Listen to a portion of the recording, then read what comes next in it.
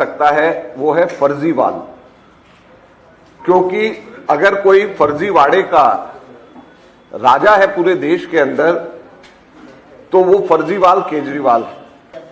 केजरीवाल के सरकार के काले कारनामों के ऊपर श्वेत पत्र, और ये केवल केजरीवाल सरकार नहीं बल्कि केंद्र की भाजपा सरकार के ऊपर भी लागू होगा। आप देखेंगे जब हम इस पे बताएंगे। मौका मौका हर बार धोखा थी, लेकिन पैसे कहां खर्च हो रहे थे? पैसे अस्पताल को बनाने में खर्च नहीं हो रहे थे, पैसे अपने शीश महल को बनाने में खर्च हो रहे थे। कि सेंट्रल गवर्नमेंट और दिल्ली गवर्नमेंट के झगड़े की वजह से 6 महीने पेंशन टाली रही। 6 महीने यहां पर महिलाओं के पेंशन की बात कर रहे हैं, पंजाब के अंदर उनकी सरकार फुल फ्लेजेड है, क्यों नहीं देते वहां? और इनके एमएलए लोगों को वर्गला रहे हैं, झूठ बोल रहे हैं कि ये सरकारी कार्यक्रम है। आप सब लोगों का बहुत बहुत स्वागत है। दिल्ली के अंदर केजरीवाल को अगर सही मायने में एक शब्द से उसको डिस्क्राइब करना हो तो उसको जिस शब्द से डिस्क्राइब किया जा सकता है वो है फर्जीवाल। क्योंकि अगर कोई फर्जीवाड़े का राजा है पूरे देश के अंदर तो वो फर्जीवाल केजरीवाल है। और इसलिए हम केजरीवाल के काले कारनामों के ऊपर श्वेत पत्र आज लेकर के यहां पर आए। केजरीवाल के सरकार के काले कारनामों के ऊपर श्वेत पत्र, और ये केवल केजरीवाल सरकार नहीं बल्कि केंद्र की भाजपा सरकार के ऊपर भी लागू होगा। आप देखेंगे जब हम इस पे बताएंगे। और इसलिए हमने जो इसका मुख पृष्ठ के ऊपर जो दिया है, जिसको हम आगे लेकर के जाएंगे, मौका मौका हर बार धोखा। तो ये जो धोखाधड़ी का काम केजरीवाल सरकार ने किया है, इसको शुरुआत के अंदर 12 पंक्तियों के अंदर एक कविता के रूप में हम लोगों ने बनाया है। सबसे पहले मैं ये 12 पंक्तियां एक कविता के रूप में एक बार मैं पूरा पढ़ देना चाहता हूं। उसके बाद में फिर इसमें एक एक के ऊपर विस्तार के साथ में आंकड़ों के साथ में बताऊंगा कि ये श्वेत पत्र का मतलब क्या है और क्यों हम इसको श्वेत पत्र कह रहे हैं। मौका मौका हर बार धोखा। कोरोना काल में लगा रहा लाशों का अंबार, बस सेंट्रल विस्टा और शीश महल पर ही केवल बरसा प्यार। 1780 करोड़ रुपए पेंशन बुजुर्गों की भुलाई, कुछ यूं लाठी बुढ़ापे की इस केजरीवाल की सरकार ने चुराई। राशन कार्ड बने नहीं, जनगणना से केंद्र ने कर दिया इनकार। जुगलबंदी दोनों की में फंसी दिल्ली झेल रही है मार। झुग्गियों पर चलाकर बुलडोजर 2,80,000 लोगों को कर डाला बेघर। 38% डॉक्टर नहीं, 10,250 करोड़ की कमी से जूझ रहे अस्पताल। रचते रहे बस जुमलों का जंजाल। 56,000 इकोनॉमिकली वीकर सेक्शन की सीटें खाली। अध्यापक और प्रिंसिपल स्कूल में नहीं, सरकार मौज में डूबी रही, शीश महल के पूल में डूबी रही। 40% बढ़े बिजली के बिल, 44% घरों में पानी गंदा। भ्रष्टाचार को बना लिया केवल अपना धंधा। हर बारिश में डूबी दिल्ली, सड़कें बनी तालाब। 2 महीनों में 30 मौतों का दिल्ली मांग रही है जवाब। बुझाकर चूल्हे 2,31,000 घरों के 500 करोड़ प्रति वर्ष से रोशन कर रहे अपने चेहरे। जलाए जा सकते थे 2,31,000 घरों के चूल्हे, 500 करोड़ प्रति वर्ष से रोशन कर रहे अपने चेहरे। नदी को बनाया नाला, बहते केवल झाग। साल बीत गए 10, ना यमुना हुई साफ। 3,652 दिन बीत गए, भूल गए जन लोकपाल। ईमानदारी की रचकर माया, बुना घोटालों का जाल। लंदन नहीं बनाया लेकिन करा प्रदूषण में नंबर 1। 500 किलोमीटर की टूटी सड़कें और 213 फीट के कचड़े के बने पहाड़। तो ये केजरीवाल के ये 12 पंक्तियां इनके 10 वर्ष को पूरी तरीके से समाप्त करती हैं। अगर हम एक एक करके देखें तो कोरोना काल के अंदर जहां पे लाशों का जंजाल था, जहां पर लोगों को अपनी डेड बॉडीज अपने रिलेटिव्स की जलाने के लिए, उसके संस्कार करने के लिए कई कई दिन की वेट करना पड़ता था। दिल्ली में ऑक्सीजन की कमी थी, दिल्ली के अंदर आईसीयू की कमी थी, लेकिन पैसे कहां खर्च हो रहे थे? पैसे अस्पताल को बनाने में खर्च नहीं हो रहे थे, पैसे अपने शीश महल को बनाने में खर्च हो रहे थे, केवल उसी समय के ऊपर। और ये केवल दिल्ली सरकार नहीं, केंद्र सरकार के अंदर मोदी भी वही पैसे जो कि गरीब लोगों के ऊपर, उनकी हेल्थ के ऊपर खर्च होने चाहिए थे, सेंट्रल विस्टा के ऊपर खर्च कर रहे थे। तो इसलिए हम कहते हैं कोरोना काल में लगा रहा लाशों का अंबार सेंट्रल विस्टा और शीश महल पर ही केवल बरसा प्यार। पेंशन, आज दिल्ली के अंदर कोई भी बुजुर्ग व्यक्ति अपनी पेंशन अगर लगाना चाहता है तो उसको दिक्कत आती है। लेकिन हैरानी की बात यह है कि 10 वर्षों के अंदर 1780 करोड़ रुपया, आप सोचिए 1780 करोड़ रुपए से कितने लाखों बुजुर्गों को पेंशन मिल सकती थी। यह बजटरी एलोकेशन होता है, लेकिन बजट लैप्स हो जाता है। यह सरकार खर्च ही नहीं कर पाती आपस के झगड़ों के अंदर। एक झगड़ा तो इनका आपस के अंदर यह हुआ कि 2000 की पेंशन मिलती है, जिसमें से 2000 में से 200 सेंट्रल गवर्नमेंट देती है, 1800 दिल्ली गवर्नमेंट देती है। शुरू से चलता आ रहा है। और 200 सेंट्रल गवर्नमेंट और दिल्ली गवर्नमेंट के झगड़े की वजह से 6 महीने पेंशन ताली रही, 6 महीने पेंशन नहीं दे पाए, क्योंकि 200 रुपया 2000 में से अगर 200 सेंटर का नहीं आ रहा तुम 1800 दे दो, 200 बाद में दे सकते, लेकिन नहीं, पूरे के पूरे 2000 के 2000 रोक करके रखा, क्योंकि सेंटर के ऊपर और ये दोनों फुटबॉल एक दूसरे के साथ खेलते रहे। और कुल मिलाकर के 10 वर्षों में 1780 करोड़ का लैप्स हो गया बजट, जो कि बुजुर्गों को पेंशन को दिया जाना चाहिए। राशन कार्ड, आज दिल्ली के अंदर सबसे बड़ा मसला, आप लोगों के बीच में जाएं तो राशन कार्ड बनने नए बंद हो गए, और राशन कार्ड नए बनने बंद हो गए, पुराने राशन कार्ड भी हटाए जा रहे हैं। और राशन कार्ड नए बन सकते हैं, 2 तरीके। एक तो जनगणना अगर हो तो टोटल जितनी गिनती है लोगों की वो दोबारा से हो, तो परसेंटेज ऑफ हाउस होल्ड जो बिलो पॉवर्टी लाइन और जो पुअर कैटेगरी के हैं उस परसेंटेज के अनुपात के अंदर बढ़ जाएंगे। और दूसरा तरीका यह है कि और राज्य सरकारें कई कर रही हैं, जिसके अंदर खुद जो है वो अपने राशन कार्ड, अपने सेंट्रल गवर्नमेंट पैसे, अगर स्टेट गवर्नमेंट दे तो सेंट्रल गवर्नमेंट राशन देने को तैयार रहती है, स्टेट गवर्नमेंट जो है उनको और राशन कार्ड उपलब्ध करा सकती। कई स्टेट्स करा रहे हैं, हमारे कांग्रेस रूल स्टेट्स भी कई जगह पे करा रहे हैं। तो ऐसी स्थिति के अंदर क्यों ये दिल्ली के अंदर राशन कार्ड बनने के लिए बंद हुए हैं, जो कि सबसे बड़ी इस वक्त यहां पर दिल्ली में दिक्कत है। गरीब लोगों के लिए झुग्गियों के ऊपर मकान देने के लिए सबके सब लोग वायदा ये लोग करते रहे। दुख की बात यह है कि 2023 अकेले एक वर्ष में, पिछले वर्ष में अकेले एक वर्ष में यहां पे जो लिखा है 2,80,000 लोगों को कर डाला बेघर, ये अकेले 2023 की फिगर्स है। एक housing and land rights network है, एक संस्था है, उसने दिल्ली के जितने भी लोगों को बेघर किया गया है उसको सालवार उसका उन्होंने निकाला है। और उन्होंने ये बोला है कि अकेले 2023 में केंद्र सरकार और दिल्ली सरकार ने मिलकर के, जब G20 का समिट सितंबर में 2023 में हुआ था, उसकी तैयारी के लिए दोनों सरकारों ने मिलकर, वैसे झगड़ते रहते हैं आपस के अंदर, लेकिन जब झुग्गी वालों को विस्थापित करना होता है, जब झुग्गियां तोड़नी होती हैं, तो दोनों के दोनों ने मिलकर के 2,80,000 झुग्गियां दिल्ली के अंदर डिमोलिश करी। और दुख की बात यह है कि इसमें से 90% से भी ज्यादा लोगों को कोई भी वैकल्पिक जगह नहीं मिली है। सबके सब लोग जो हैं खुले आसमान के नीचे रहने के ऊपर उसके बाद में मजबूर हो रहे हैं। और उससे पहले हर वर्ष ये इस तरीके से झुग्गियां टूट रही हैं, लेकिन उनको कहीं पर भी कोई रिस्पाइट नहीं, कोई उनकी मदद नहीं। दिल्ली के अंदर ये लोग कहते हैं, मोहल्ला क्लिनिक की बात करते हैं, हॉस्पिटल्स की बात करते हैं। हैरानी की बात यह है, अभी सितंबर के अंदर एक हेल्थ डिपार्टमेंट की मीटिंग हुई, 10,250 करोड़ रुपए की जरूरत है। जैसे इसमें लिखा है 30% डॉक्टर नहीं, 10,250 करोड़ की कमी से जूझ रहे अस्पताल।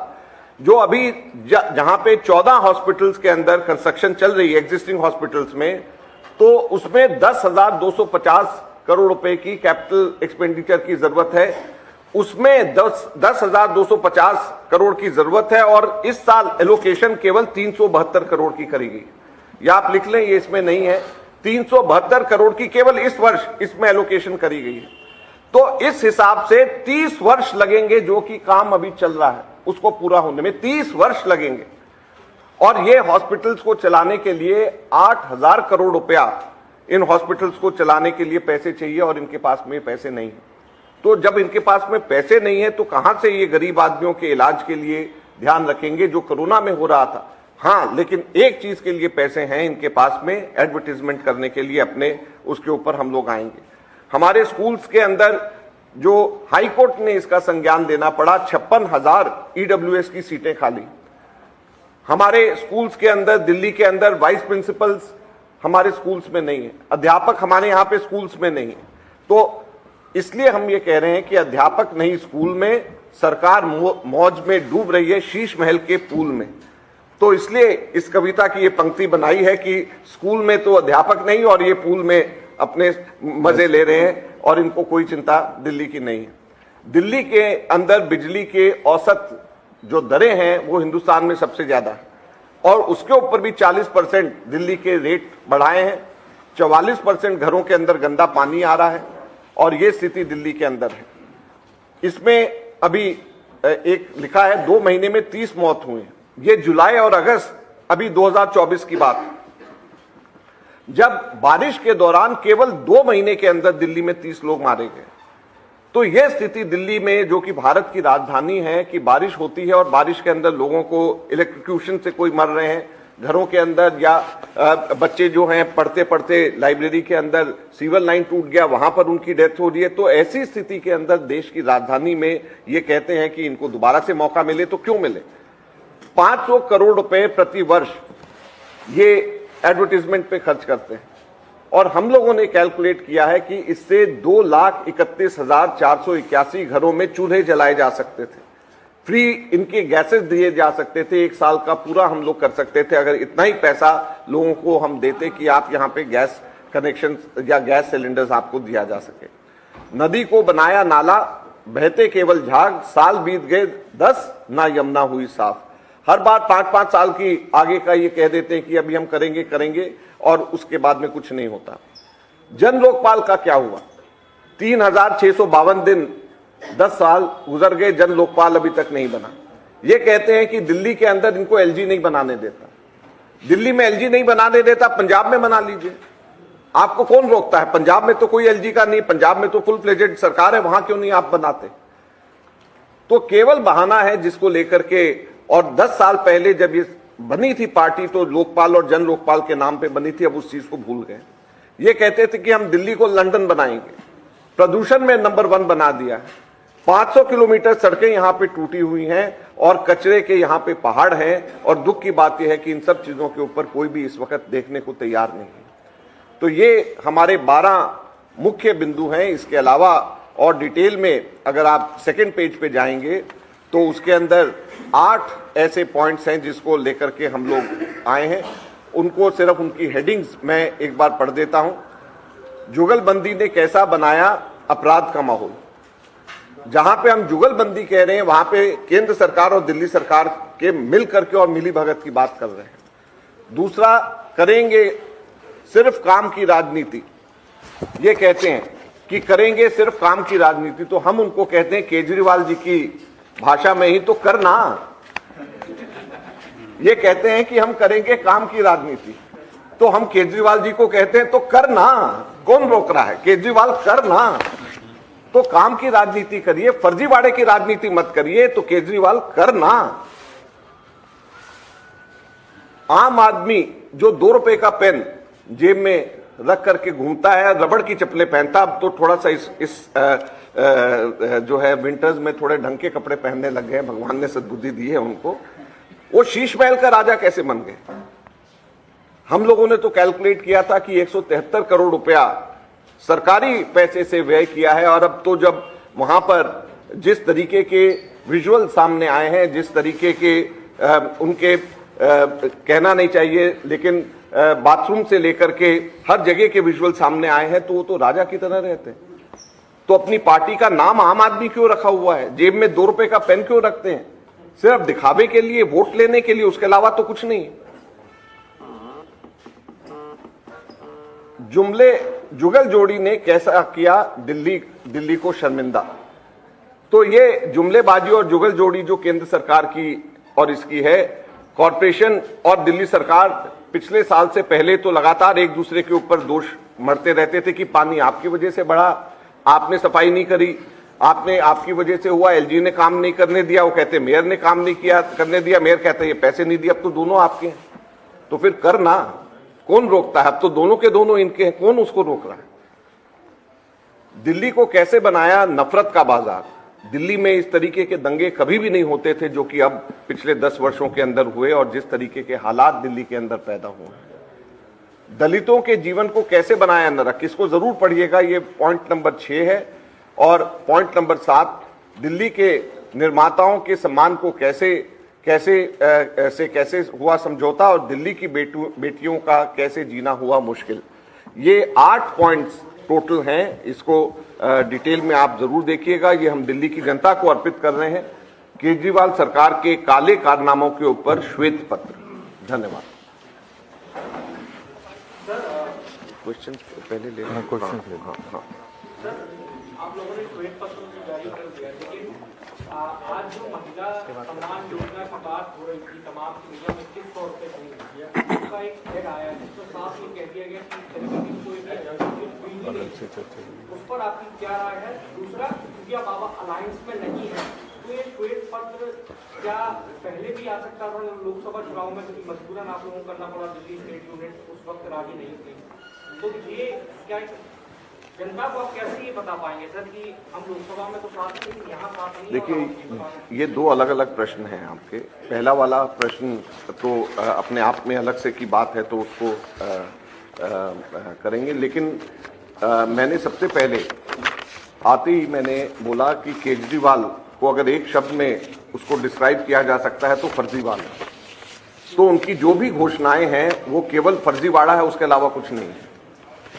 और अगर वो इतने सिंसियर हैं तो करें पंजाब में, वहां पर तो एलजी नहीं है रोकने वाला, यहां पर तो 1000 रुपए कर नहीं पाए, यहां पर तो कुछ भी इसको इंप्रूव कर नहीं पाए। अब जो है फर्जीवाड़ा करके लोगों को क्यों गुमराह कर रहे हैं? दूसरा जो आपने बात कही कि इंडिया अलायंस से मुतल्लिक, देखिए हमारी पार्टी के अंदर हम सब लोगों के अपने अपने विचार रखने की आज़ादी है।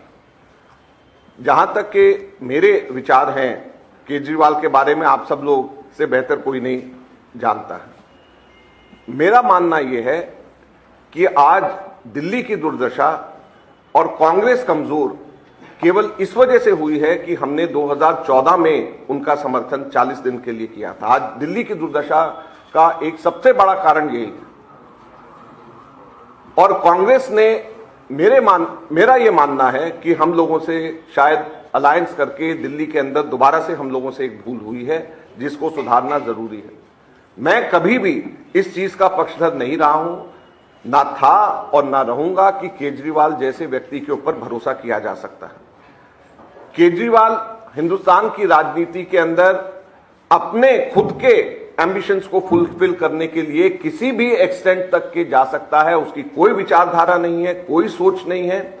जो व्यक्ति जरूरत पड़ने के ऊपर केंद्र सरकार को यूनिफॉर्म सिविल कोड के ऊपर, जरूरत पड़ने पे 370 आर्टिकल के ऊपर, जरूरत पड़ने के ऊपर सीए के ऊपर, हर चीज के ऊपर जरूरत पड़ने के ऊपर उल्टा स्टैंड ले सकता है, जो कि आइडियोलॉजिकली बीजेपी के समर्थन में है, उस व्यक्ति के ऊपर कैसे भरोसा किया जा सकता है? वो एंटी नेशनल है और उसकी कोई विचारधारा नहीं है सिवाय अपने पर्सनल एम्बिशन के। मैं आपको सिर्फ फिर याद दिलाना चाहता हूं, केजरीवाल की पार्टी का जन्म लोकपाल, जन लोकपाल को पैदा करने के लिए हुआ था। सरकार बनने के बाद में वो सैकड़ों बार धरने पे बैठे हैं, एयर कंडीशन ऑफिस में, एलजी के बाहर से लेकर के हर जगह के ऊपर। एक भी बार क्या लोकपाल की बात करी अभी उन्होंने? जिसका जन्म, जिसने ये कहा था कि मेरे को आप इलेक्शन जितवाइए, 25 दिसंबर को रामलीला ग्राउंड के अंदर मैं जन लोकपाल पास करवा दूंगा, वो कहां है जन लोकपाल? अब उसकी कोई बात ही नहीं, कोई उसकी चर्चा नहीं। यहां पर महिलाओं के पेंशन की बात कर रहे हैं, पंजाब के अंदर उनकी सरकार फुल फ्लेजेड है, क्यों नहीं देते वहां पे भाई? यहां पर 1000 पहले प्रॉमिस किया था, क्यों नहीं देते भाई? तो करना, कौन रोक रहा है?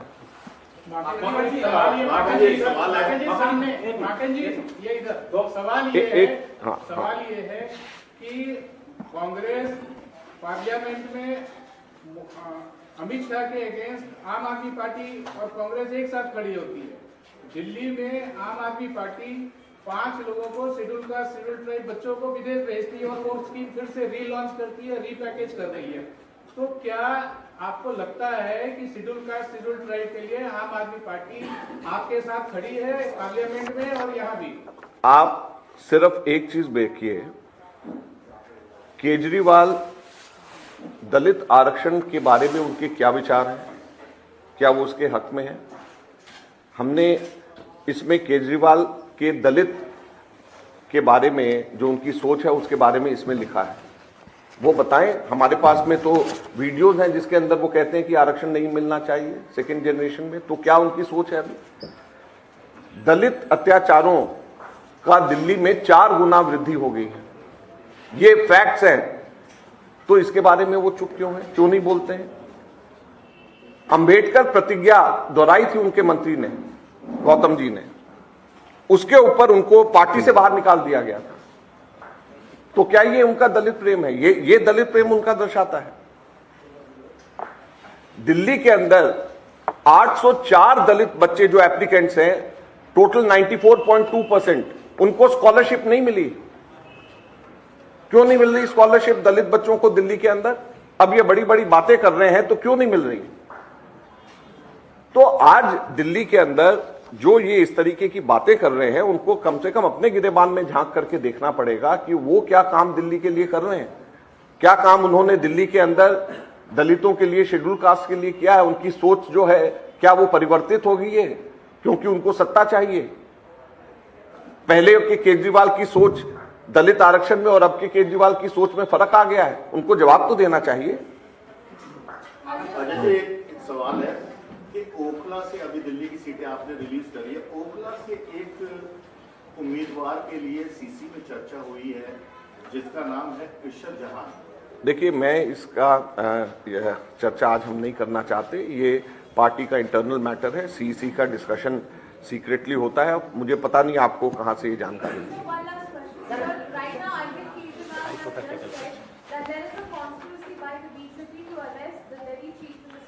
Kejriwal always says such things to remain in limelight. This is his style of functioning. He drops a stone to create ripples in the pond. This is his style of functioning.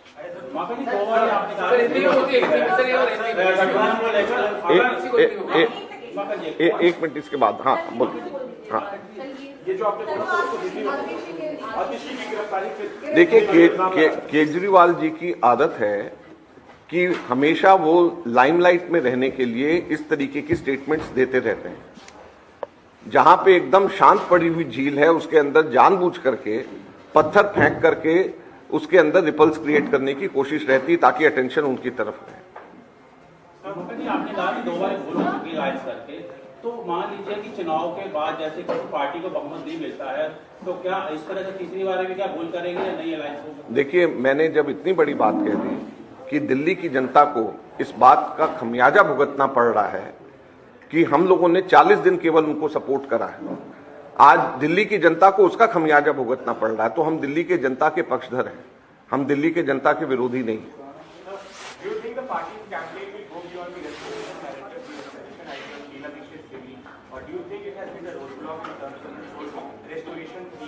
Because it has, the Sheila Dikshit government was voted out back in 2013, and the whole campaign idea, even in NCD, was about this restoration project. Do you think that this idea has hit a roadblock? Or listen, restoration, it is not only restoration, it is moving ahead. And when you try to move ahead, when you want to move ahead, then you have to restore what has been lost also. Without restoring what has been lost, you can't move ahead. In case you want to move ahead, you have to ensure that the number of buses in DTC at least should be of the same number as it was during the Congress government. Why has it come down? If you want to move ahead, if you call it restoration, it is not only restoration. In order to move ahead, you have to move ahead of what it was earlier. During our time, 46 lakh passengers per day were carried by DTC. It has come down to 26 lakh passengers a day. Imagine the kind of downfall which Delhi's capital development has seen.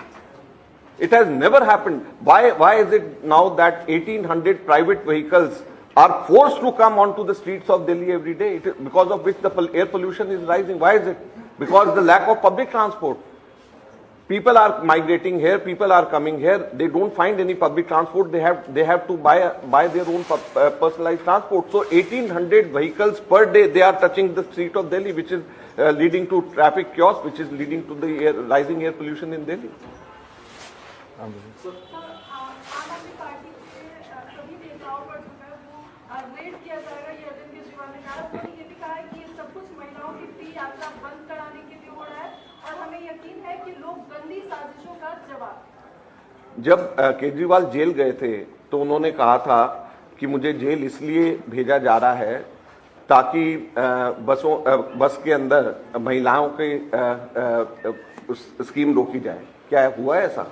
जब वो jail गए तो उन्होंने कहा कि यहाँ पर दिल्ली में जो सुविधाएं हम दे रहे हैं वो सारी सुविधाएं वापस लेने के लिए ये सब काम किया जा रहा है। ऐसा हुआ क्या? आप लोग इसको पूछ करके, वो मास्टर है इन सब चीजों का, इस तरीके की बातें रखने का, जो कि आप एकदम से चौंक जाएं और अपने आप को वो लाइमलाइट में लेकर के आने की कोशिश करता है। आप क्यों उसके बहकावे में आते हैं? बैकफुट पे आता तो ऐसे एक सवाल है सर, बेसिकली दो हिस्से में। आज जो दिल्ली सरकार की तरफ से विज्ञापन जारी करके सूचना दी गई है जनता को कि ये जो चुनावी अभियान के तहत रजिस्ट्रेशन करवाए जा रहे हैं वो फ्रॉड तक की बात कही है, उस चीज को लेकर के आप क्या कहना चाहेंगे? उसमें सवाल इसलिए है क्योंकि कांग्रेस भी और बीजेपी भी, तमाम दल इस तरीके के अभियान और रजिस्ट्रेशन पिछले दिनों में करवाते आए हैं। अब ये दिल्ली में हुआ है तो इस पर सरकार ने सवाल उठाया है, तो इस पर आपको देखिए, हम जब कराते हैं, हम लोगों के घर जाते हैं और लोगों के घर जाकर के हम कहते हैं ये कांग्रेस पार्टी का अभियान है। ये जानबूझ करके इन्होंने टेबल कुर्सियां ऐसी जगहों पे लगाए हैं जो सरकारी ऑफिसेज के बाहर है, कई जगहों पे, ताकि लोग कंफ्यूज हों कि ये सरकारी कार्यक्रम है। और इनके एमएलए लोगों को वर्गला रहे हैं, झूठ बोल रहे हैं कि ये सरकारी कार्यक्रम है। इसलिए शायद सरकार को ये करने की जरूरत है, या इसका ये भी आप लोगों को पता करना चाहिए, खोजी पत्रकारिता का काम करें कि कहीं केजरीवाल और आतिशी में झगड़ा तो नहीं हो गया। और सर एक चीज, आपके राष्ट्रीय नेता कांग्रेस के राष्ट्रीय नेता जो है वो अब तक मैदान में नहीं उतरे हैं। आपने पूरी दिल्ली की यात्रा की और इसके बाद जो एक कार्यक्रम था वो भी टल गया राहुल गांधी का। कब आपके राष्ट्रीय नेता दिल्ली में उतरे? देखिए, मैं एआईसीसी कांग्रेस कमेटी के ट्रेजरर, मैं आपके बीच में बैठे हैं। आप ये सवाल इनसे पूछ रहे हो? यात्रा में लगातार आप सम्मिलित रहे। मैं लगातार यात्रा में रहा। एआईसीसी जनरल सेक्रेटरी सुरजेवाला उसमें आए और इसकी शुरुआत हमारे हिमाचल के मुख्यमंत्री मेरे साथ में करे। तो आप बताएं, आप हम यूनाइटेड नेशन के सेक्रेटरी जनरल को शोएब